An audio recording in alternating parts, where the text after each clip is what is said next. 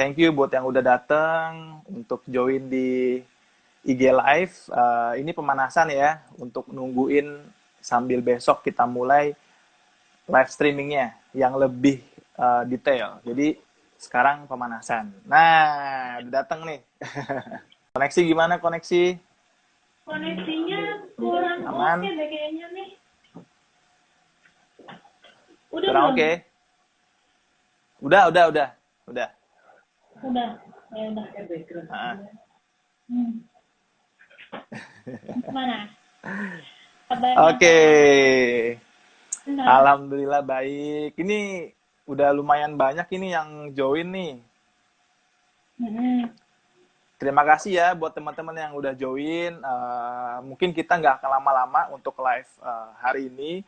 Mungkin sekitaran 30 menit ya. Kurang lebih sekitaran 20 menit pertama akan coba kita mulai dengan diskusi singkat, ringan lah, santai-santai aja ngobrol-ngobrol. Lalu 10 menit terakhir coba tanya jawab. Buat teman-teman nanti yang mau tanya jawab, bisa masukin pertanyaannya langsung aja di komen. Mungkin ada pertanyaan yang masih ganjel terhadap apa yang coba kita obrolin nanti gitu. Udah mulai ada tuh. Iya, saya pengen banget ke OSI. Insya Allah nanti akan berangkat ke OSI. Tapi jangan sekarang karena belum boleh ya. Pak Ruli, ya, ayo kita kaos yuk. Oke, Gi, gimana? Apa kabar nih?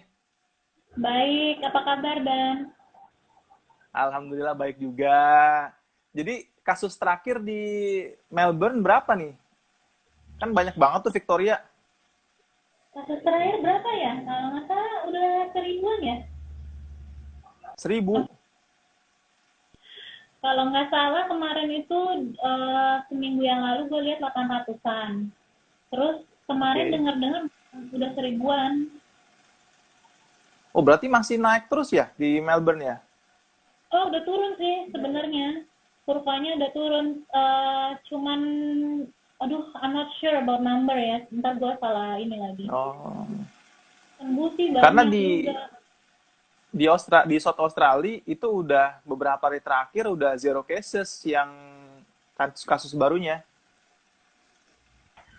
Oh, di sini belum tahu. Apalagi gue tinggal di Clayton. Salah satu rumah sakit Oke. yang paling, kan, Monash Hmm. Hospital Hmm. yang paling banyak menerima pasien COVID-19. Jadi gue nggak tahu tuh. Lumayan Oh. deket sih lokasinya ke rumah gue. Oh, nah ini buat teman-teman sekalian ya untuk informasi si Kak Anggi ini. Sorry ya, saya nyebut ke dia ini logo-logo aja biar lebih santai ya.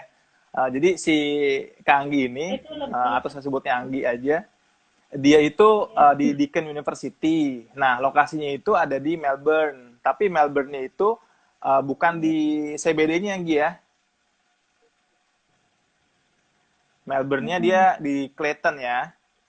Ya, Ya, di lebih dekat ke Clayton. Monash University. Jadi teman-teman kalau misalnya kalian ada yang berminat untuk daftar ke Monash Uni, karena mereka punya Hmm. cabang di Caulfield sama Monash, sama Clayton. Ya mudah-mudahan nanti saya bisa bantu menjawab. Tapi kalau tentang Deakin University mungkin ya lebih banyak pengetahuannya daripada Monash karena memang sekolahnya di sana, Pak. Iya, bener banget, bener banget. Paling nggak kalian bakal dapet insight lah tentang Melbourne tuh gimana. Karena nih buat informasi aja nih, Gi. Kemarin tuh kan di Waminar ya, banyak banget yang pengen ke Melbourne Oh iya, gitu. Jadi mungkin kita coba aja ya ulik-ulik tentang Melbourne ya untuk pemanasan IG kita hari ini ya. boleh.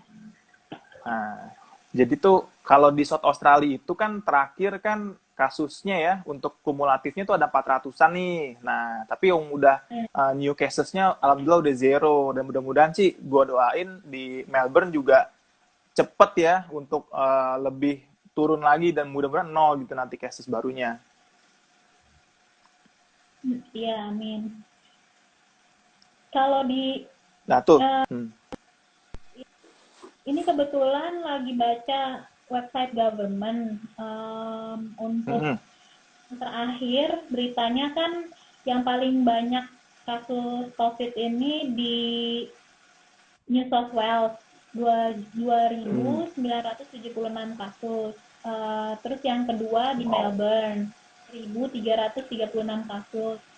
Yang ketiga di Queensland, 1.024 kasus. Baru Western Australia dulu, 546. Dan baru South Australia 438 gitu. Jadi lumayan banyak sih Melbourne ini, karena menurut gue lu aja ya lebih santai, soalnya kan masih pada muda juga nih yang pada nonton. Iyalah. Iya, menurut gue tuh Melbourne kan multicultural banget, terus juga banyak orang yang datang hilir mudik gitu loh, datang dari luar sama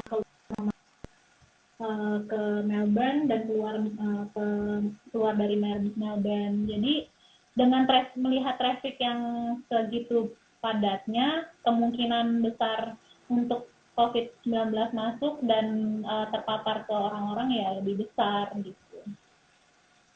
Benar. Dan untuk informasi nih buat teman-teman ya, dan lu juga nih Gi, sebenarnya tuh gue sama keluarga ya, itu udah ada rencana untuk di bulan Juni ini itu pengen ke Melbourne, pengen ke Mount Buller, ketemu salju lah gitu. Oh gitu. Pengen ke, tapi kalau kondisi kayak gini kayaknya, waduh, ngeri-ngeri juga kan gitu. Dan buat teman-teman juga informasi, di Australia itu cuma ada beberapa lokasi ya yang ada saljunya nih ya. Salah satunya tuh di Melbourne, di Mount Buller. Ya, di Melbourne ada Mount Dandenong, Mount Donabuang, Mount Buller, aduh banyak banget, sampai bingung gue. Pokoknya kalau nggak salah ada 6 spot, ada Falls Creek juga, yang diantara New South Wales sama Melbourne itu adalah gunung-gunung punya yang dapat salju di situ, yang turun saljunya. Jadi kalau misalnya mau main salju di Australia, datanglah ke Melbourne. Welcome to Melbourne. Iya, dan buat teman-teman ya yang suka shopping, cocok banget ke Melbourne ini ya. Iya, karena Melbourne itu, aduh, kalau shopping pas banget nanya sama gue. Karena gue tahu banget yang paling bagus harganya sama barang-barangnya. Untuk yang nggak terlalu up to date tapi harganya sangat sangat oke lah di kantong mahasiswa, ya silakan teman-teman datang ke Melbourne CBD, ada di FO itu outlet. Terus kalau misalnya Black Friday atau apa kita bilangnya Boxing Day. Boxing Day. Tanggal 26 Desember ya, hanya 1 hari. Nanti kalian bisa mendapati banyak dan orang-orang untuk masuk satu store. Misalnya kayak yang paling diburu itu kan Nike, Adidas dan lain-lain sport ini ya, sport label kayak 2XU dan lain-lain. Itu jadi murah banget, harganya bukan 50% lagi, tapi ada yang 50% plus 20% dan lain-lain.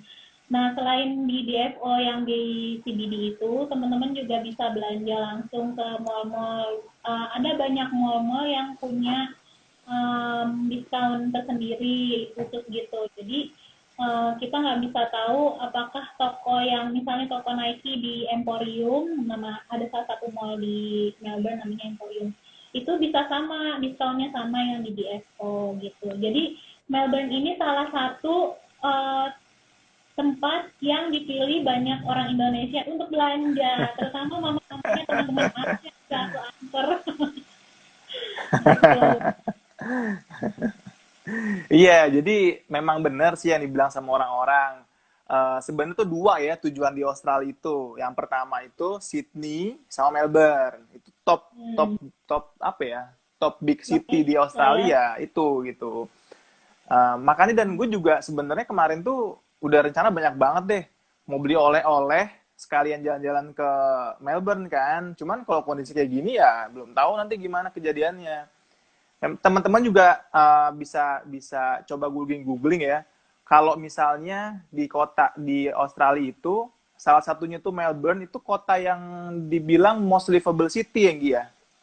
Iya, Jadi Melbourne itu termasuk mostly global city karena kita punya banyak banget festival dan alhamdulillah government di sini tuh baik banget, sangat-sangat ramah, building social inclusivity-nya itu tinggi sekali. Jadi kalian bakalan ngerasa kalian langsung part of the city meskipun datangnya dari luar negara ini, dan meskipun kalian pelajar international student ataupun lagi datang ke sini untuk visit, kalian nggak bakalan ngerasa bahwa ini negara orang lain karena dalam contoh misalnya acara-acara festival yang ada setiap minggu itu kan selain gratis kita bisa belajar tentang budayanya, tentang makanan negara itu, terus juga lagu-lagunya, bahkan orang-orang yang datang misalnya kayak di festival itu ada satu perempatan besar yang akan ditutup selama kadang 3 hari, kadang 2 hari. Jadi kita bisa ngobrol langsung sama orang Greece-nya, terus nanya-nanya, terus langsung lihat baju-baju adatnya mereka kayak gimana, tariannya kayak gimana, nyanyinya gimana. Betul aku nari, jadi aku senang banget ngelihat tarian-tarian dari beda-beda negara gitu. Nah, festival ini salah satu yang bikin Melbourne sebagai global city in the world. Selain yang tadi fashion sama festival, banyak juga peseni-peseni atau pekerja seni yang ada di Melbourne yang apa namanya bisa show secara free dan kita bisa nonton secara free juga gitu. Jadi well-being-nya menurut gue di sini benar-benar diperhatikan untuk masyarakat oleh government. Iya, bener banget. Ada kesamaan nih ternyata antara Melbourne sama di South Australia atau di Adelaide. Di Adelaide itu atau di South Australia sampai di plat nomornya gitu ya, plat nomor mobilnya itu tulisannya State Festival. Jadi memang Oh iya. kayaknya itu South Australia itu memang memang banyak banget festival. Hampir setiap bulan itu ada festival. Dan buat teman-teman ketahuin, hampir di semua state di Australia, kalau ngadain festival itu kebanyakan gratis. Dan mereka ngadain di public space. Jadi kalian bisa dapat hiburan tuh yang gratis gitu. Jadi nggak perlu kalian bayar duit. Itu banyak banget yang gratis-gratis. Yang bayar ada, tapi yang gratis juga banyak. Dan itu bagus-bagus. Jadi kalian tuh bisa tetap balance ya antara belajar sama senang-senang gitu. Dimanapun kalian pilih kotanya. Banyak banget Iya, festival yang gratis. benar banget. Tapi bukan hanya festival sih, kalau seandainya kalian belajar di sini, di Melbourne ya, salah satu contohnya. Kalau misalnya kalian bete atau penat dari belajar, kalian bisa mengunjungi banyak tempat yang gratisan juga. Misalnya kayak museum, galeri, kesenian, galeri, apa ya, art gallery. Terus juga ada juga tempat-tempat kayak park yang bisa kalian datengin, tapi nggak bayar sama sekali. Jadi kalian bisa cuman uh, aku sih seringnya lebih ke ngegelar kain terus tiduran sambil baca buku sambil ya, tapi itu jadi salah satu pilihan dan yang bakalan dikangenin sih kalau saya kuliah gitu. Iya, bener banget. Betul udah kayak bule banget, Gi. Ada tempat yang terbuka, langsung berjemur gitu kan. Tempat terbuka, Iya gelar dong. tikar. Salah satu Oh sih iya, kan kita lagi Hari Kartini kan ya, jadi sama Hari Kartini buat kalian. Salah satunya karena aku benar-benar concern sama women empowerment. Jadi bukan cuma women tapi misalnya datang ke negara lain, jangan malu, jangan takut, nggak usah nggak usah resistance duluan sama kultur terbaru karena uh, let it flow aja, biarin diri kalian terekspos dengan kultur-kultur baru karena itu adalah salah satu yang bisa mengembangkan kalian, ada hal yang bisa kasih positive impact ataupun negative impact. Kalau negative impact menurutku ya kita sama-sama tahu nggak usah diikutin, tapi kalau misalnya itu positif buat kalian, nggak, kenapa enggak gitu. Kayak misalnya di sini sangat concern kan ya, di Australia sih di mana aja, tentang lingkungan, buang sampah, terus juga caring sama orang lain, misalnya ada orang tua mau nyebrang kita kasih duluan, terus juga selalu say hi sama orang lain, senyum, say hello, greeting, good morning, how are you, kayak gitu. Itu udah jadi salah satu hal yang biasa. Tapi kalau misalnya di em, di negara-negara lain aku nggak tahu ya, kayak waktu itu sih pernah di US atau di Eropa juga juga kayak gitu gitu, tergantung bagaimana kita membiarkan diri kita terekspos dengan kultur lain gitu, termasuk yang tadi gue bilang, kalau misalnya kita lagi bete terus penat sama belajar di library mulu, ya udah bawa aja KM terus ke park, langsung gelar baca buku di situ, kalau bisa belajar di situ aja gitu. Chill out ya. Mungkin aja nanti ketemu gebetan bule kan yang kita nggak tahu kan. Iya.